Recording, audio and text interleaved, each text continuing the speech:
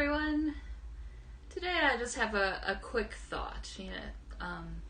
The verse from Scripture that says pray without ceasing, or pray always, that runs through my head a lot, and mainly because I think of, instead of praying without ceasing, I usually whine without ceasing. I am always whining and complaining.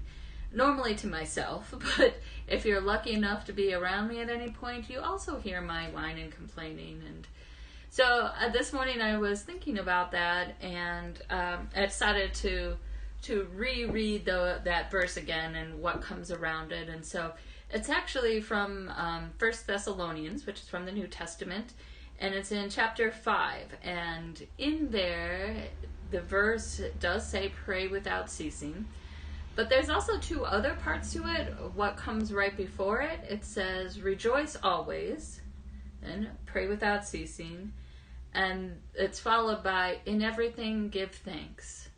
So those three things go together. Rejoice always, pray without ceasing, in everything give thanks.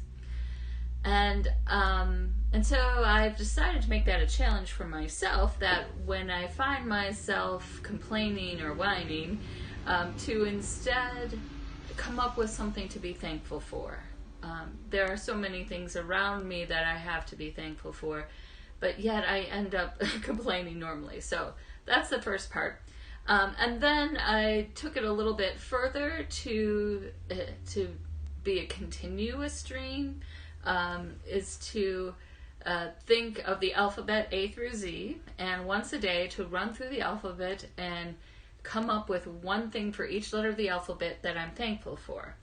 And I've decided to do this as I'm doing dishes, because I don't know about you, but lately it seems all I do is dishes anymore. It used to be I did dishes once a day, but now that I'm home all the time, I have more dishes, and it takes longer, and all those things. And then sometimes I decide to be creative and make something that requires like 12 pans and 3 pots, and so anyhow, see, here's my whining. And so as I wash the dishes to work through the alphabet and find one thing for each letter of the alphabet that I'm thankful for. Now, if you live in a family or if you live with other people, you could take this challenge and use it as a group, maybe when you're making dinner, or if you're cleaning up a room or something like that, or just something, instead of complaining or whining, it gives everybody the opportunity to think of what are they thankful for. And some of the letters you might have to get a little creative, X and Z, and but it forces us to think about, this is a great big world. It's not limited just to the pain that we have in this moment. There's lots more. And so by doing this, by giving thanks in whatever is going on around us, we are praying, and also it leads to rejoicing. So all three of those things found in the first book of Thessalonians, chapter 5, verses 16 to 18.